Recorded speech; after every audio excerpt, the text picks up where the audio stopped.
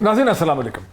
नाज़रीन, कुछ बहुत ही हैरत अंगेज़ सूरत हाल है कि इलेक्शन कमीशन ऑफ पाकिस्तान के ममनुआ फंडिंग केस का फ़ैसला आने के बाद, जिसमें तहरीक इंसाफ और इमरान खान के ख़िलाफ़ सख्त कमेंट्स हैं, ऑब्जर्वेशंस हैं इलेक्शन कमीशन ऑफ पाकिस्तान की, उस फैसला आने के 24 घंटे के अंदर अंदर हुक्मरान जमातों ने, PDM ने इस्लामाबाद में एक ऐसा माहौल पैदा कर दिया है कि लगता है कि यहाँ कोई जंग होने वाली है, यहाँ कोई मुहासरे किसी कैफियत है, हालत जंग है, कोई खाना जंगी होने वाली है। जिस किस्म की स्टेटमेंट्स दी गई हैं कि इमरान खान को, फॉर्मर प्राइम मिनिस्टर को और तहरीक इंसाफ के लोगों को, बहुत से लीडरों को गिरफ़्तार किया जा सकता है, रेफरेंसेस भेजने की तो बात हो ही रही है।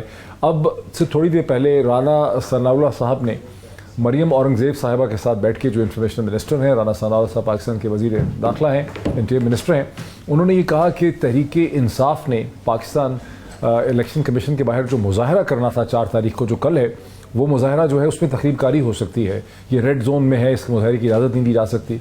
और अब से थोड़ी देर पहले मुझे ब्लू एरिया के सामने जो डी चौक से गुजरने का मौका मिला, तो वहाँ पे बड़े बड़े 18 व्हीलर ट्रकों की कतारें लगी हुई हैं और वहाँ पर कंटेनर ला के रखे जा रहे हैं। तो पूरा एक हालत जंग की सी सूरत हाल इस्लामाबाद में पैदा कर दी गई है।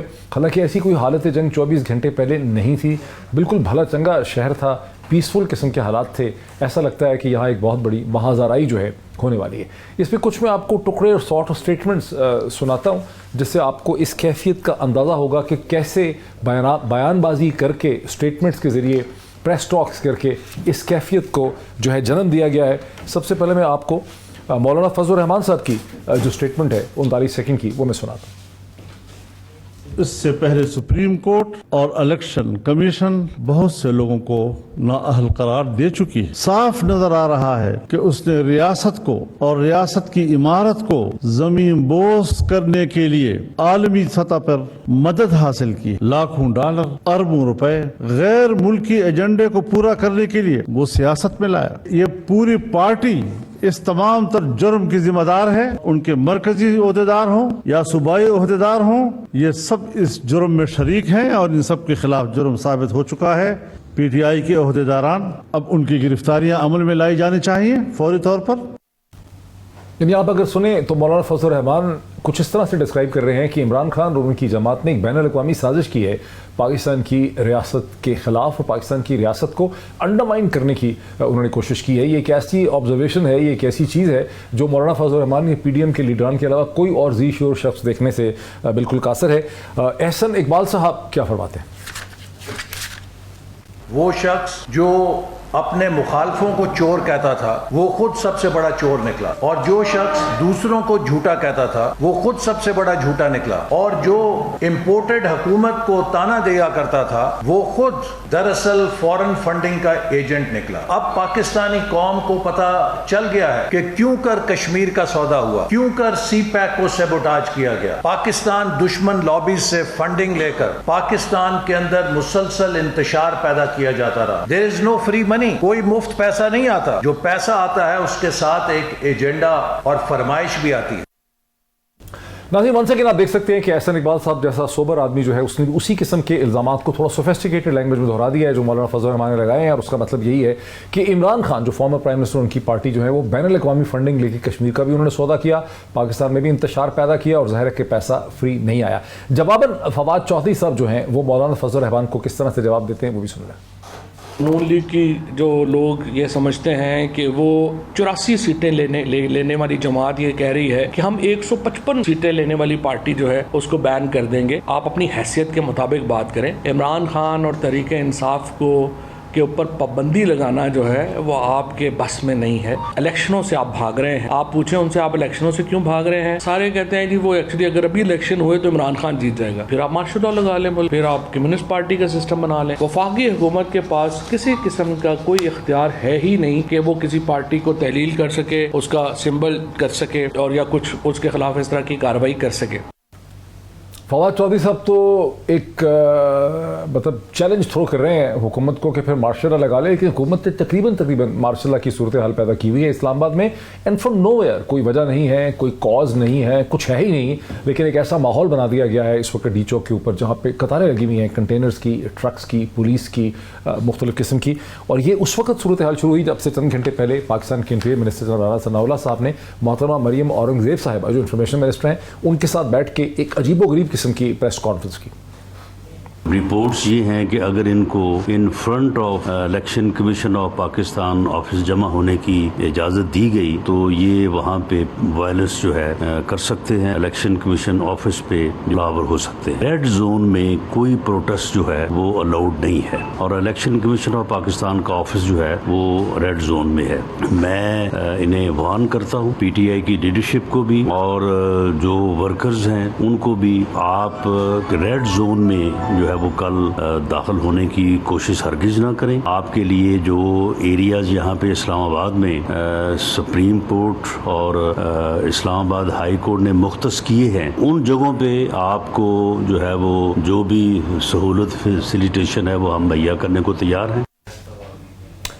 नाज़रीन, मेरे साथ तीन बहुत ही डिस्टिंग्विश कमेंटेटर हैं, एनालिस्ट हैं, मेरे साथ स्टूडियोज़ में तशरीफ़ रखते हैं। जनाब राजा आमिर अब्बास साहब जो एडवोकेट हैं, सुप्रीम कोर्ट ऑफ पाकिस्तान के फॉर्मर डिप्टी प्रोसिक्यूटर जनरल रह चुके हैं नैब के, इस्लामाबाद स्टूडियोज़ में मेरे साथ तशरीफ़ रखते हैं। कराची से मुझे ज्वाइन कर रहे हैं मज़हर अब्बास साहब, पाकिस्तान के सीनियर सहाफ़ी, जर्नलिस्ट, पॉलिटिकल कमेंटेटर हैं, PFUJ के साथ वाबस्ता रह चुके हैं एक से ज़्यादा दफ़ा, वो मुझे कराची से ज्वाइन करेंगे। और अवैस तौहीद साहब ने मुझे भी स्टूडियो में ज्वाइन किया। अवैस तौहीद साहब अब आइए, आप बैठिए प्लीज़। अवैस तौहीद साहब ने मुझे स्टूडियो में ज्वाइन किया है। अवैस तौहीद साहब का पाकिस्तान की मीडिया के तकरीबन हर पोर्टल से ताल्लुक़ रह चुका है, इंटरनेशनल मीडिया में बहुत लिखा, उनके साथ भी काम किया,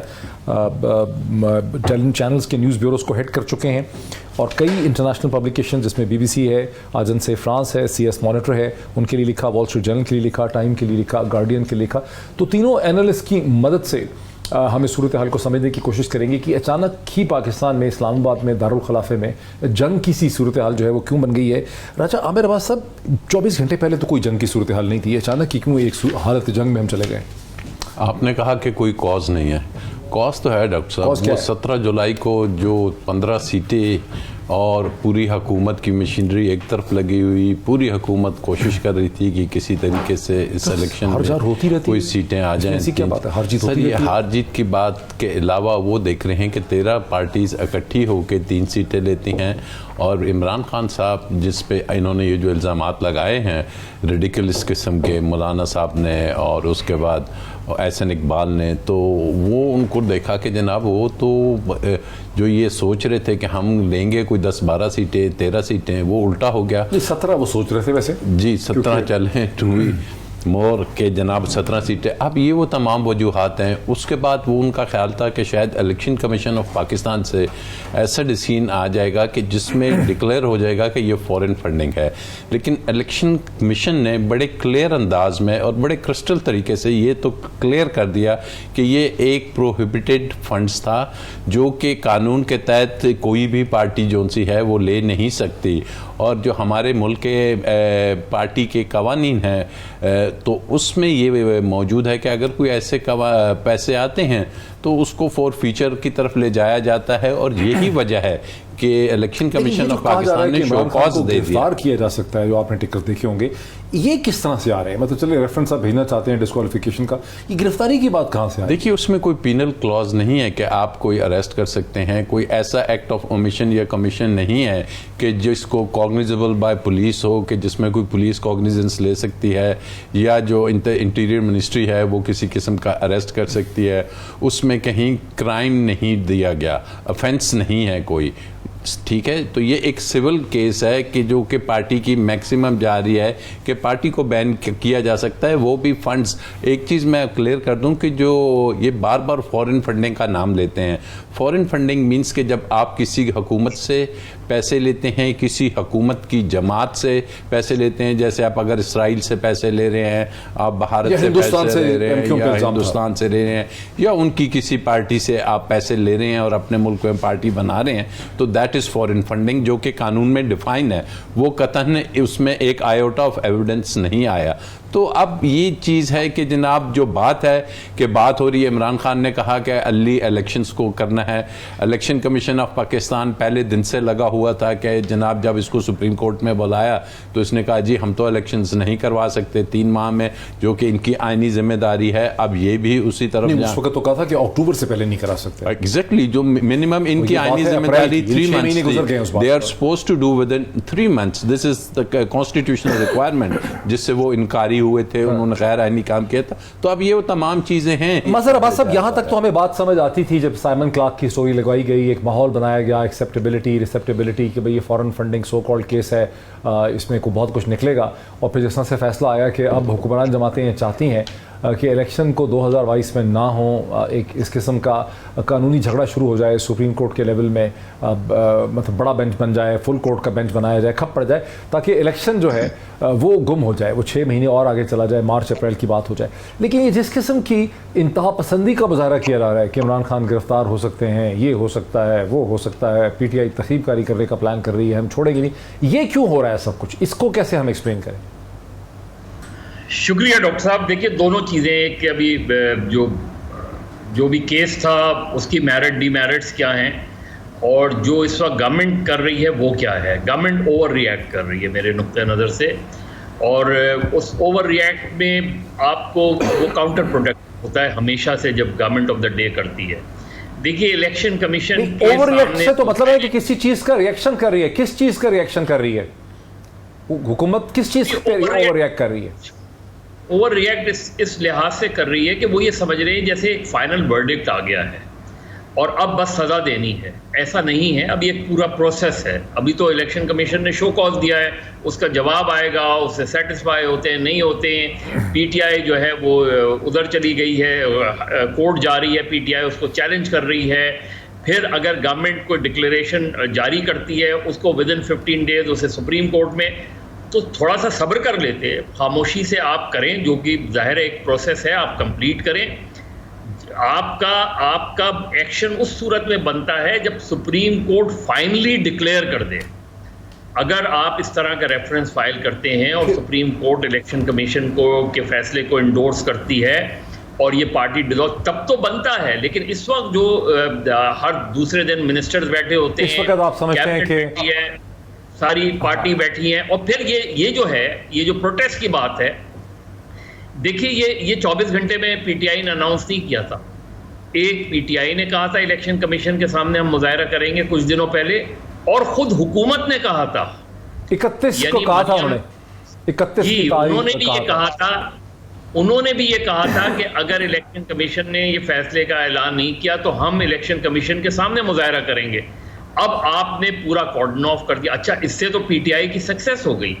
यानी आप अगर कल मुजाहरा नहीं होता और चारों तरफ जो है इस्लामाबाद बंद होता है, कॉर्डन ऑफ होता है, तो एक पार्टी को और क्या चाहिए कि उसकी कामयाबी हो गई कि पूरा इस्लामाबाद बंद हो गया उसमें।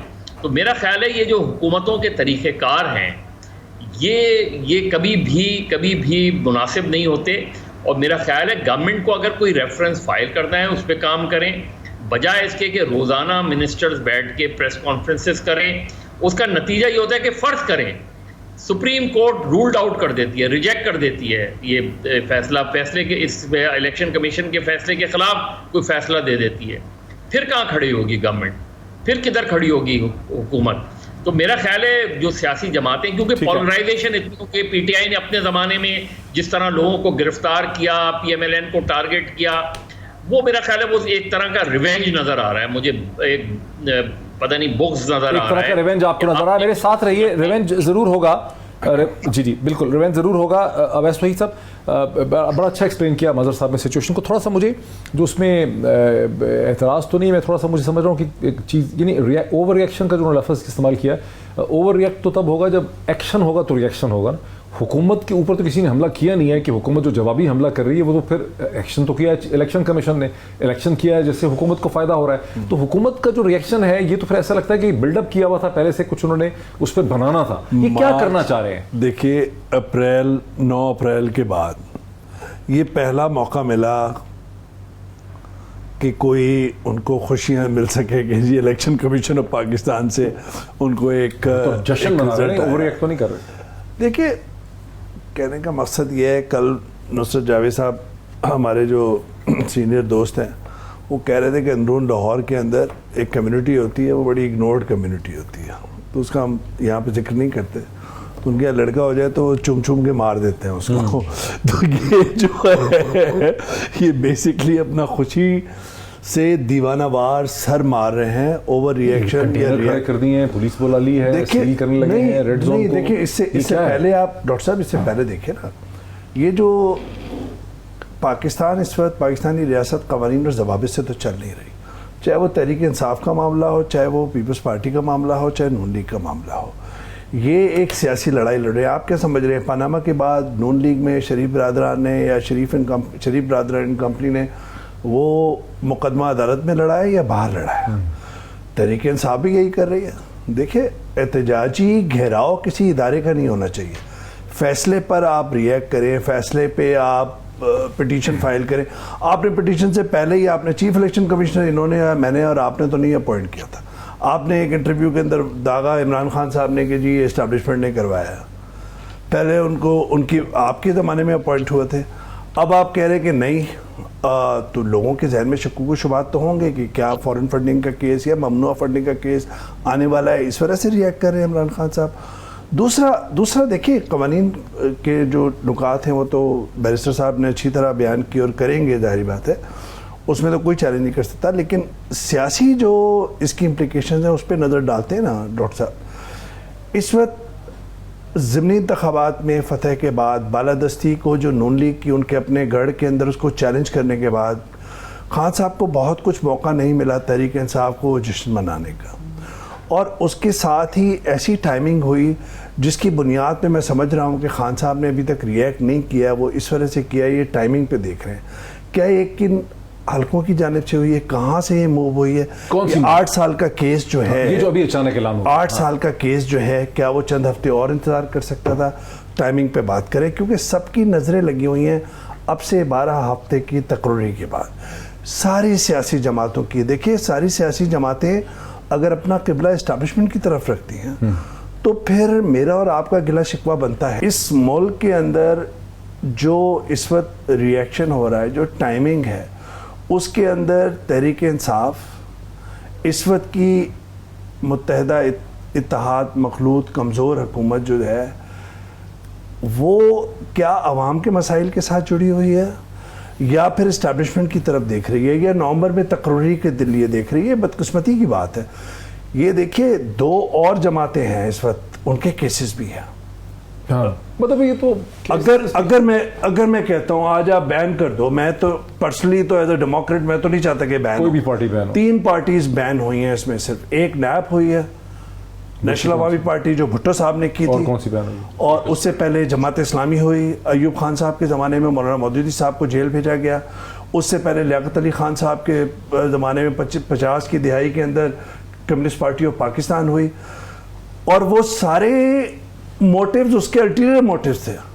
तो इस माशरे के अंदर जहाँ पे आप जगह नहीं दे रहे कि लेफ्ट विंग राइट विंग को चैलेंज करे, राइट विंग लेफ्ट विंग को चैलेंज करे, सेंट्रिस्ट उसके अंदर बाहर आए, लिबरल बाहर आए, तो आप चाहते हैं कि एक ही सोच के साथ अगर ये रियासत चल रही है तो सॉरी बात इधर उधर निकल गई। पार्टीज को बैन नहीं होना चाहिए, ये पार्टी के बैन की तरफ जाएंगे, हाँ। वो दूसरे नाम से आ जाएगी। लेकिन मैं समझता हूं कि भुट्टो साहब ने एक तारीखी गलती की थी, हाँ। और उन्होंने एक आखिरी जुमला मुझे बोल लीजिएगा, भुट्टो साहब ने एक उसके अंदर ट्रिब्यूनल के अंदर एक और लॉ बनाया था। उन्होंने कहा था कि गैर मुल्की वकील की आप नहीं ले सकते सर्विसेज।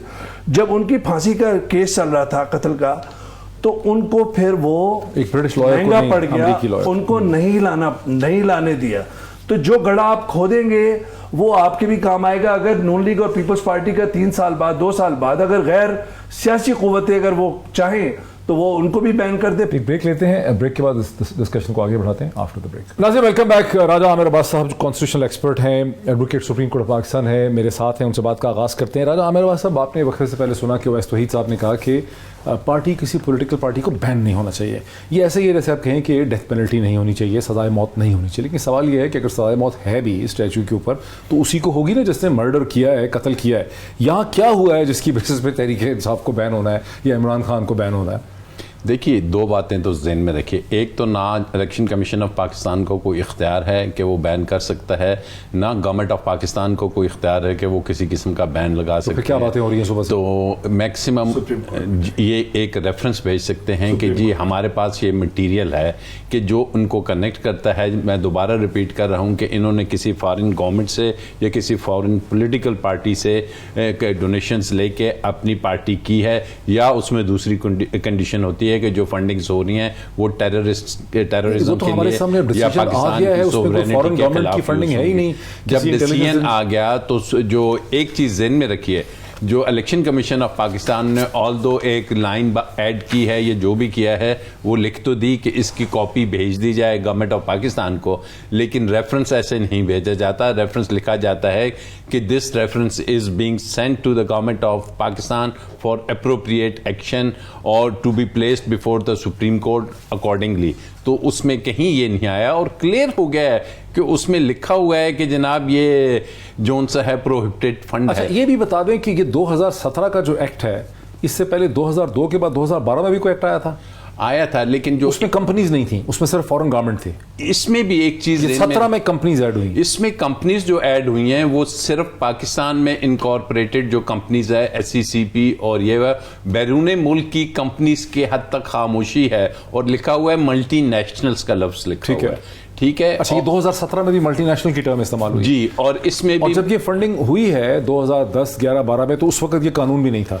अब भी ज़हन में रखिए कि जो 2002 का पॉलिटिकल पार्टीज ऑर्डर है 2002 वाला, उसमें जो फॉरेन जहां से आना है डोनेशंस या किसी किस्म की फंड्स, उसमें कंपनीज का जिक्र नहीं है। उसमें सिर्फ लिखा हुआ है कि जो मल्टीनेशनल्स नहीं होनी चाहिए, और पाकिस्तान में इनकॉर्पोरेटेड कंपनीज को उन्होंने रोका हुआ है। बहरहाल उससे हट के भी अगर आप कंपनीज से ले भी लेते हैं, कोई चीज आ भी जाती है, तो is that foreign funding? They have declared कि no, it's a prohibited funding, क्योंकि अगर ये फॉरेन फंडिंग होती तो इनको शो कॉज इशू नहीं होता, फिर वो जब्त नहीं होता, फिर वो पड़ा रहता और हुकूमत फिर उस पर एक्शन लेती। मज़हर अब्बास साहब, गुज़िश्ता कई महीनों से हुक्मरान जमात के नुमाइंदे PMLN के खास करके एक नाम दोहराते रहे, सैकड़ों हज़ारों दफ़ा ये नाम दोहराया गया। वो नाम था शमीता सेठी का, और हमें बताया गया कि ये हिंदुस्तान की हुकूमत, रियासत, रॉ इंटेलिजेंस एजेंसी की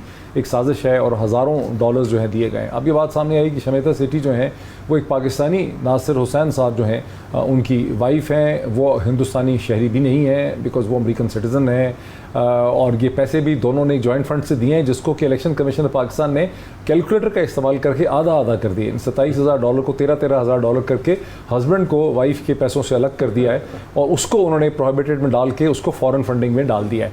इस किस्म की एविडेंस के साथ कौन सी अदालत होगी, क्या होगा आगे चल के?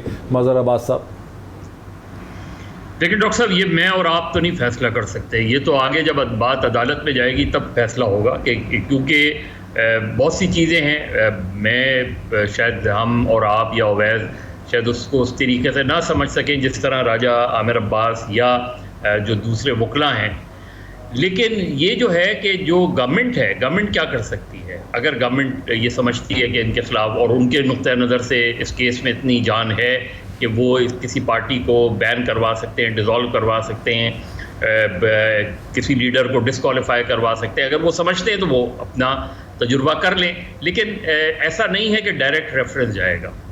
गवर्नमेंट बिल्कुल डिक्लेयर कर सकती है और गवर्नमेंट गैजेट नोटिफिकेशन के ज़रिए गैजेट भी कर सकती है, लेकिन उनको 15 दिन के अंदर, उसके बाद उनको 15 दिन के अंदर रेफरेंस फाइल करना पड़ेगा सुप्रीम कोर्ट में कि उन्होंने इस पार्टी को, यानी गवर्नमेंट तहरीक इंसाफ को कालाजम करार दे सकती है? बिल्कुल दे सकती है, लेकिन उसके आप ये कह रहे हैं कि हुकूमत खुद से? मैं यही कह रहा हूं आपसे कि हुकूमत खुद डिक्लेयर करके, मैं इस पे, क्योंकि ये दोनों हजरात कह रहे हैं यहाँ स्टूडियो में कि ऐसा नहीं हो सकता। मेरा ख्याल है उनका नुक्ता नजर बिल्कुल काबिल हनीफ अब्बासी वर्सेस इमरान खान जो 2017 का केस है, उसमें इसकी क्लैरिफिकेशन सुप्रीम कोर्ट ने दी हुई है कि इसका प्रोसेस क्या होगा। सुप्रीम कोर्ट ने कहा था कि आप राजा आमिर अब्बास साहब, क्या हुआ था हनीफ अब्बासी केस में, क्या था? मेरी एक मिनट डॉक्टर साहब, मेरी बात कमीशन जो है that is the right forum doctor साहब मेरी बात कंप्लीट हो जाने दें प्लीज, इसलिए कि वो इनकम्प्लीट रहेगी।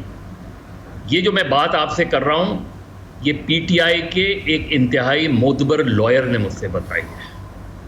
पीटीआई के, मैं पीएमएलएन या किसी उसकी बात नहीं कह रहा हूं कि ये गवर्नमेंट इसको वो कर सकती है। मैं बात समझ तो लूँ, आप ये कह रहे हैं, मैं सिर्फ समझना चाह रहा हूँ, आप ये कह रहे हैं कि वो चूंकि डिले फैक्टर आता है ना तो बात आगे पीछे हो जाती। आप ये कह रहे हैं कि शहबाज शरीफ साहब की हुकूमत तहरीक इंसाफ को खुद से कलअदम करार दे सकती है और फिर 15 दिन के अंदर रेफरेंस फाइल करना होगा। अब इस पे Awais Waheed sahab, is this what your understanding is? जी, मेरी अंडरस्टैंडिंग ये है कि देखें, दो तरीके हैं जो बैरिस्टर साहब तस्दीक फरमा दीजिएगा। एक है कि इस वक्त तक ऑन पेपर नेशनल असम्बली के रुकन हैं इमरान खान साहब, उनका इस्तीफ़ा मंजूर नहीं हुआ। कोई भी रुकन कौमी असम्बली वो स्पीकर को रेफरेंस दे सकता है। स्पीकर राजा परवेज़ अशरफ या स्पीकर का ऑफिस पोस्ट ऑफिस के तौर पे काम करके वो रेफरेंस आगे डाल देगा और उसके अंदर डिस्क्वालिफिकेशन कर सकता है। पार्टी की पर पाबंदी क्या प्ली नहीं कर सकता। लेकिन जो कैबिनेट है उससे कब 3 लेयर्स में बात होती है, एक पार्लिमानी कमेटी, एक इंटीरियर मिनिस्ट्री और एक लॉ मिनिस्ट्री। तीनों अपनी अपनी अलग रिपोर्ट्स बनाते हैं, वो कैबिनेट को देते हैं। कैबिनेट एक अपनी रिपोर्ट बना के कंपाइल करके प्ली करती है, वो रेफरेंस दाखिल करती है सुप्रीम कोर्ट और उसके अंदर डिसॉल्व करने की पार्टी को या बैन करने की उसके अंदर अपील कर सकती है और वो जाएगा सुप्रीम कोर्ट में। जो मेरी अंडरस्टैंडिंग है वो तो ये है और इसी वजह से मुझे लगता है कि ज़्यादातर जाएंगे जो कोशिश करेंगे कि डिस्क्वालिफिकेशन ऑफ फॉर लाइफ, ये बदला लेना चाहते हैं सियासी उसी तरीके से जिस तरीके से नवाज शरीफ साहब का हुआ था। अब उसके अंदर पैरेलल्स ड्रॉ हो सकते हैं, नहीं हो सकते, ये अलग बहस है। लेकिन इनका मौक़िफ़ ये होगा कि जी आपने एक सर्टिफिकेट जमा कराया जिसकी बुनियाद पर आप अमीन सादिक नहीं रहे, जो झूठा साबित हुआ बकौल इनके, और वही केस बना के कोशिश करेंगे कि 621F सादिर हो और जिस तरह जहांगीर खान तरीन साहब के खिलाफ हुआ था और वही हनीफ अब्बासी साहब की प्ली है मेरे ख्याल में, और वापस वो सुप्रीम कोर्ट आ गए हैं कि अब फैसला हो गया सुप्रीम कोर्ट के अब क्या करना है। राजा मेरे पास देखिए, पहली बात तो जो 621F की बात हो रही है डिस्क्वालिफिकेशन की, उसमें लिखा हुआ है कि आपने जो पहले फैसले आए हैं कि आपने एक हल्फिया बयान जो उनसा है वो गलती है। व्हाट इज़ हल्फिया बयान? वो होता है कि मैं अल्लाह ताला को हाजिर नाजिर जान के ये कहता हूँ कि मेरी पाकिस्तान में ये प्रॉपर्टीज़ हैं, ये नेशनल जहाँ आपका पर्सनल नॉलेज है उसके बारे में, और मेरे बैरून मुल्क ये प्रॉपर्टीज़ हैं, तो उसको कहते हैं एफिडेविट या स्टेटमेंट अंडर ओथ। यहाँ पे अगर आप पॉलिटिकल पार्टीज़ का जो ऑर्डर है 2002, उसका गालिबन आर्टिकल 13 है, सब क्लॉज 3 है, उसको अगर देखें तो उसमें लिखा हुआ है कि तमाम पॉलिटिकल पार्टीज़ अपनी फंड्स जनरेशन की सोर्स की एक स्टेटमेंट देंगे, जमा कराएंगे इलेक्शन कमीशन ऑफ पाकिस्तान को।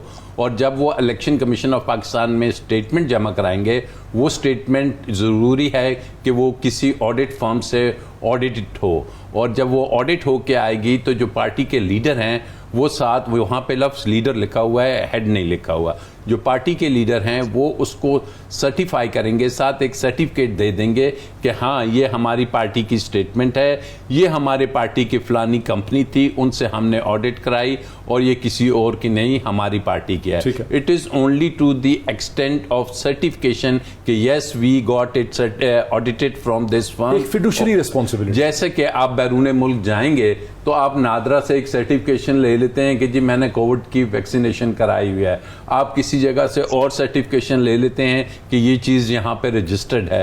तो सर्टिफिकेशन इज समथिंग एल्स, और द वर्ड वहाँ पे जो लफ्ज़ लिखा हुआ है सर्टिफिकेट लिखा हुआ है, कहीं एफिडेविट या स्टेटमेंट ऑन ओथ नहीं लिखा हुआ। अगर आपकी इजाज़त हो तो सिर्फ एक सवाल इनसे छोटा सा पूछो। देखिए उसमें होता है आई हैव डिक्लेयर, अगर मेरे टैक्स रिटर्न्स हैं तो लॉयर ने अगर कोई घपला किया हो तो रिस्पॉन्सिबिलिटी तो मुझ पर आएगी ना। जी मैं उसकी ओन करता हूं कि वो टैक्स रिटर्न, तो मेरे ख्याल में यहाँ भी ये केस लॉजिकली स्पीकिंग इस तरह बनेगा कि ऑडिट चाहे करा लें चाहे आप कुछ भी करा लें, आपने जब उस पर साइन कर दिए और आपने ये जमा करा दिया तो उसकी बेसिस पे फैसला होना है। जो मेरी उसी के बेसिस पे जी सर, जब आप टैक्स रिटर्न अपने दाखिल करते हैं उसके साथ अगर ऑडिटेड स्टेटमेंट लगी होंगी तो उसके ऊपर अगर आप अपना कोई एफिडेविट या सर्टिफिकेट देते हैं तो क्या उसके ऊपर आपको पेनल्टी होगी? उसकी पेनल्टी होगी कि आपको टैक्स ज्यादा उस पे दे लगा होगा। टैक्स कम उस पे दे कोई सजा नहीं। लेकिन आप सादिक और गलत- अमीन गलत- सुन लीजिए जी सर। आपको ये नहीं होगा कि आप आर्टिकल 62(1)(f) के तहत कि चूंकि आपने सर्टिफिकेशन दे दी और आपके फिगर्स में कुछ ऊपर नीचे है तो आप अब सादिक और अमीन नहीं रहे, आप किसी पब्लिक ऑफिस होल्ड करने के अहल नहीं रहे। ये नहीं This is actually this is debatable and subjected to the not debate. debatable I at all। think। मैं इसमें actually सर FPR खुदा को माने अगर इस चीज पे सादिक और अमीन हो कि जनाब सर्टिफाई आपने कर दिया, वो नादरा ने सर्टिफाई कर दिया डीजी ने debate। कि ये 4 आदमी मेरे ऑफिस में काम कर रहे FPR में हैं और हम तो यहाँ पे हम तो नहीं किसी को एक्सोनरेट कर रहे हैं या सजा दे रहे हैं। मैं FPR में काम कर चुका हूँ, रोज आपकी टैक्स रिटर्न जो है फिर तो उसमें- आप बताएं ना, आप हमसे क्यों पूछ नहीं, रहे हैं वो भाई? आपने आप कहा है, बताएं, आप आपने फाइनल नई बात की। फाइनल आप देखिए बताएं। लोगों के टैक्स रिटर्न्स में, बिजनेस ऑर्गेनाइजेशंस के और प्राइवेट इंडिविजुअल्स के टैक्स रिटर्न्स में हमेशा गलतियां निकलती रहती हैं जब ऑडिट होते हैं। जब ऑडिट होते हैं तो उसका तरीका यही है कि उनको कहा जाता है कि गलती हुई है, उसमें उसको कोई चोर डाकू नहीं समझा जाता बल्कि उसको सिर्फ पेनल्टी। मैं प्रॉपर्टी अगर अपनी डिक्लेयर ना करूं सर, अगर आप That's a different thing। मैं वही तो कह रहा हूं, सब्जेक्टेड टू द प्रॉपर्टी भी आप डिक्लेयर करते हैं। मैं अल्लाह ताला को सर, आपके सर पास उस फॉर्म आई को पढ़े हियर ना। बाय डिक्लेयर, ये सर होता है ना नहीं ये नहीं होता। सर, आई इमरान खान साहब ने sign या XYZ ने sign किया है। नहीं, आपके घर हैं 4 तो आप एक डिक्लेयर Oath। नहीं करते तो आपको पता होगा ना, लेकिन तो आपके सर- ऑडिटेड नहीं, आपने बात की कि ऑडिटर नीचे से जो लेके आता है ना, आप ऑडिटर हैं चलो, मेरे, ठीक। आपने कर दी मिसकैलकुलेशन अब या गलती। यहाँ पे तो सर मैं ये कह रहा हूँ कि सर्टिफिकेट के अंदर जो चीजें हैं, क्या आपने उनको सबको छान लिया सर? उसकी बुनियाद पे अगर आप कह रहे हो तो सर आप सर सही कह रहे सुप्रीम हो। कोर्ट ने जो होल्ड किया ना वो ये होल्ड किया है कि ऑन ओथ स्टेटमेंट अगर कोई गलत सर देता जब है, ये सर, सर्टिफिकेट सुन जाएगा खान साहब का On सुप्रीम oath। कोर्ट, जब उसमें आप ये एक फैसला होगा। दफ्तर में काम कर रहे हैं, आप अपनी मंथली स्टेटमेंट भेज देते हैं कि मेरे ये एसेट्स जी। हैं, उसमें कोई गलती हो तो वो आपको मैं- ऑन ये ओथ छोटी स्टेटमेंट गलती नहीं है, होगी। it is मैं subject एक to मैं the- एक मैं एक ब्रेक ले लूं, ब्रेक के बाद इस डिस्कशन को आगे बढ़ाते हैं after the break. Welcome back. ज़रा कानूनी चीज़ों से निकल के सियासत की तरफ आते हैं। मज़हर अब्बास साहब, आपकी तरफ आऊँगा। क्या हम कह सकते हैं कि हुक्मरान जमातों ने इलेक्शन को गैर मुइना मुद्दत तक डिले करने के लिए एक बहुत अच्छा बहाना और एक्सक्यूज़ जो है वो ढूंढ लिया है और अब 2022 में इलेक्शन नहीं होने लगे? देखिए, 2 चीज़ें हैं डॉक्टर साहब। एक तो जो इलेक्शन PTI ने पिछले कई माह से इलेक्शन कमीशन को टारगेट किया हुआ है। अब इलेक्शन कमीशन को टारगेट करने का मतलब ये कि उसके तो 2 ही रास्ते हैं, या तो वो रिज़ाइन करें या आप सुप्रीम जुडिशल काउंसिल में उनके खिलाफ फैसला दें। हर 2 सूरतों में इलेक्शन की तरफ आप कैसे जाएंगे जब तक इस हवाले से कोई फैसला नहीं हो जाता। तो उसके अलावा तो कोई तीसरा तरीका नहीं है। पहली चीज़ ये। दूसरे ये कि इस साल मरदमशुमारी होनी है और मरदमशुमारी के बाद जो है हल्का बंदियाँ होनी हैं। तो क्या 2022 में भी 2017 के सेंसस पर इलेक्शन, जनरल इलेक्शन होगा? और ये PTI गवर्नमेंट का फैसला था, ये किसी और इस गवर्नमेंट का फैसला देखिए नहीं है। मतलब ये PTI तो एक्सक्यूज चीफ इलेक्शन कमिश्नर ने 7 अप्रैल को सुप्रीम कोर्ट में खड़े होकर यही एक्सक्यूज दिया था और उन्होंने कहा था कि साइटिंग दीज रीजंस कि यहाँ हल्का बंदियां होनी है, अक्टूबर से पहले हम इलेक्शन नहीं करा सकते। असम्पशन ये थी कि अक्टूबर तक वो हल्का बंदियां कर लेंगे। अब आप कह रहे हैं कि इलेक्शन, तो इसका मतलब है कि ना तो इलेक्शन हुए नए, ना ही नया हुआ है मरदमशुमारी, ना ही अब तक हल्का बंदियां हुई। ये तो फिर 6 महीने तो गुजर गए उस बात को। तो डॉक्टर साहब, ये तो PTI की काबीना का फैसला था, PTI गवर्नमेंट की काबीना का फैसला था कि पहले मरदमशुमारी होगी, डिलिमिटेशन मैं वो बात नहीं कर रहा। और मैं वो बात नहीं कर, मैं कह रहा हूं कि सर इलेक्शन कमीशन ने, चीफ इलेक्शन कमिश्नर साहब ने सुप्रीम कोर्ट को ये बताया था कि चूंकि हमें ये 2 चीज़ें करनी है, मरदमशुमारी भी होनी है, उसके बाद तो वो तो 6 महीने उस बात को गुजर गए। इसका मतलब है ना मरदमशुमारी अब तक हुई है ना हल्का बंदियां हुई हैं, वो तो वहीं खड़ी है बात। वो 7 अप्रैल थी, आज इसे कहते हैं 3 अगस्त हो गई। डॉक्टर साहब उसको भी छोड़े चले, उस पर तो सुप्रीम कोर्ट डायरेक्टिव दे सकता है ना कि गवर्नमेंट के इलेक्शन कमीशन कराए, इसको छोड़ दें। पुरानी मरदमशुमारी पे भी, पुरानी हल्का बंदियों पे भी इलेक्शन माजी में भी हुए हैं एक मरतबा। उससे ज़्यादा जो पॉलिटिकल क्राइसिस, अब ये आ गया केस फॉरेन फंडिंग या ममनुआ फंडिंग का केस, अब ये अपने मंतकी अंजाम तक कब पहुँचता है, इसमें महीने लग जाएंगे। दूसरी ये कि तहरीक इंसाफ की पंजाब में गवर्नमेंट बन गई है, वो भी अब उस तरह जोर नहीं दे रहे जनरल इलेक्शन की तरह के लिए प्रेशर बना रहे जिस तरह वो 17 जुलाई से पहले बना रहे थे। उनके लिए भी और कल कामिल अली आगा साहब से बात हो रही थी तो कामिल अली आगा साहब भी ये कह रहे थे कि जी ये इम्कान इसी का है कि ये जो है हुकूमत, अब उनकी हुकूमत यानी पंजाब अपनी मुद्दत पूरी करेगी। मतलब ये कि पंजाब में वो रिफॉर्म्स करने जा रहे हैं, पंजाब में काबीना की तश्कील, ये सारी चीज़ें नज़र ये आ रहा है कि इस केस के बाद और 17 जुलाई के फैसले के बाद कि अब पीटीआई को कोई बहुत जल्दी नहीं है कि फौरी आम इंतखाबात कराए जाएं। वो प्रेशर अपना बिल्ड करते रहेंगे, लेकिन मुझे लग नहीं रहा कि वो अब बहुत ज़्यादा उतना प्रेशराइज करने में इंटरेस्टेड हैं जितना शायद 17 जुलाई से पहले थे। अच्छा, ये एक इंटरेस्टिंग आपने ब्रेन वेव दी है, ये एक इंटरेस्टिंग एनालिसिस और कमेंट किया है मज़हर अब्बास साहब ने कि अब तहरीक इंसाफ को भी रेट्रिक ज़रूर है उनका इलेक्शन का, जल्दी उनको भी कोई नहीं। मुझे लगता है कि खान साहब की जो है सेंटर पे ही मरकूज़ हैं उनकी आंखें, उनकी तवानाइयाँ, और तहरीक इंसाफ की भी। उनको चौधरी परवेज़ इलाही साहब की हुकूमत को तूल देने से कोई अपना सेंटर या इस्टेब्लिशमेंट की जो एग्रेसिव पोस्टरिंग कर रहे थे उससे पीछे तो नहीं हटेंगे। वो तो चाहते हैं कि जल्द से जल्द हुकूमत में आए। लेकिन ये बात सही है मज़हर साहब जो कह रहे हैं कि जो इलेक्शन कमीशन ऑफ पाकिस्तान का जो फैसला है, इसने मेरे ख्याल में इलेक्शन के मुतालबे को थोड़ा सा पीछे कर दिया है, थोड़ा सा पीछे धकेल दिया। इस वजह से धुंध जो लग रही है। देखिए, मुझे तो लगता है कि 12 हफ्ते के बाद जो तकरीर होगी उसके बाद क्या सिचुएशन इमर्ज होती है। तकरीर होगी, अगर हो ना कंटिन्यूएशन हो जाए। हाँ, नहीं, मुझे लगता है कि आप काफ़ी इन्फॉर्म्ड आदमी हैं डॉक्टर साहब, लेकिन मुझे ऐसा लगता है कि तकरीर जो होगी मुकर्रर वक्त पे, उससे पहले अनाउंस हो सकती है, नहीं हो सकती, वो भी एक बहस जारी है सियासी हलकों में। लेकिन जो मुझे लगता है कि उसके बाद क्या सूरत हाल होती है, इस वक्त तो मामला मुझे बहुत गंभीर लग रहा है as a student of politics कि आप ये there is a tiff between the supreme court, between the judiciary and the government over the appointment of 5 जजेस। एक बात। दूसरी बात, इमरान खान साहब, जरदारी साहब या मौलाना फजल रहमान साहब या शहबाज शरीफ साहब या नवाज शरीफ साहब उनके साथ हाथ मिला के बैठना नहीं चाहते, ना ये उनके साथ बैठना चाहते हैं। तो charter of democracy, charter of economy कहाँ गया? तो एक तो टेंशन ये। फिर दूसरी बात ये कि जो इमरान खान साहब ने जो बयानिया दिया है उससे जहाँ पे वो इनरोड्स हुए हैं, लेकिन उसके साथ एक पोलराइजेशन बढ़ी है और एक बेचैनी भी बढ़ी है। और पंजाब के ज़िमनी इंतखाबात के बाद बहुत सारे हलकों में ये सोचने पे मजबूर हो गए हैं, या वो चैनल्स ऑफ कम्युनिकेशन, मुझे लगता है, इसको मैं रीफ्रेज कर लेता हूँ, मुझे लगता है वो चैनल्स ऑफ कम्युनिकेशन खुल गए थे ज़िमनी इंतखाबात के फतेह के बाद, और ये सोचने पे मजबूर हो रहे थे, कंपेल हो रहे थे कि नहीं यार, बात होनी चाहिए। एक पॉपुलर पार्टी है, और इसी वजह से मैं कहता हूँ कि पॉपुलर पार्टी को या पॉपुलर लीडर को बैन नहीं करना चाहिए, आपके सियासी निज़ाम को धचका पहुँचेगा। तो मुझे ये लगता है कि अगर सारे दरवाजे बंद हो रहे हैं तो विंडो ऑफ अपॉर्चुनिटी कहाँ से खुलेगी सियासी निज़ाम? माशी निज़ाम आपका अदम इस्तेहकाम का शिकार है, सियासी निज़ाम आपका अदम इस्तेहकाम का शिकार है, आपके पास जो है वो फॉरेस्ट रिजर्व्स इतने नहीं हैं आपके। लेकिन ये जो डॉलर में एक अनप्रेसिडेंटेड उसकी कीमत में कमी हुई है 11 रुपए की एक दिन में अगेंस्ट द रुपी इंटरबैंक में, जबकि कोई उसके पीछे ना फंडिंग आई है, रिलीफ फॉर द गवर्नमेंट। लेकिन आई कैसे? बिकॉज देखिए, लास्ट नाइट, मैं I am not an economist, but last night जो एक पॉजिटिव स्टेटमेंट आया IMF का कि जी रिलीज हो जाएंगे और सारी कंडीशंस कर दी हैं कंप्लीट। जी, कब होंगे रिलीज? आज तो 3 होगी, 4 होगी। 24 तारीख को उनका एग्जीक्यूटिव बोर्ड होगा। जो मेरी फाइनेंस मिनिस्ट्री में बात हो रही थी, जो जिम्मेदार लोग इस वक्त भी हुकूमत में, उनसे बात हो रही थी, तो वो तो दे वेरी होपफुल कि 24 तारीख से पहले शायद हो जाए, लेकिन 24 तारीख को जो एग्जीक्यूटिव बोर्ड रिक्वेस्ट की थी उस हिसाब से तो उसको अगस्त के पहले हफ्ते में होना था रिलीज।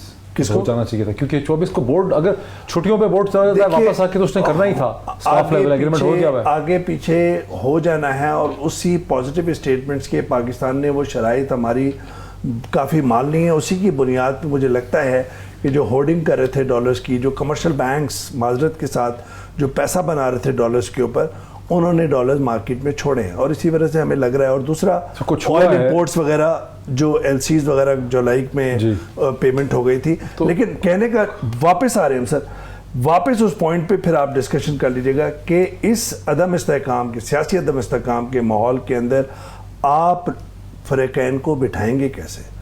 जब आपके स्टेट के स्टेक होल्डर्स अगर डिफरेंट उस पर हैं, सोच पर हैं, एक दूसरे के साथ नहीं मिल रही सियासी जमातें, तो इस मुल्क को आगे कैसे लेके जाएंगे? जब भी फरीकैन ऐसे हों जिनके आपस में कुछ ना हो सकता हो, तो हमेशा एक नया मैंडेट हो जाता है ताकि नए फरीकैन सेलेक्ट हो जाएं।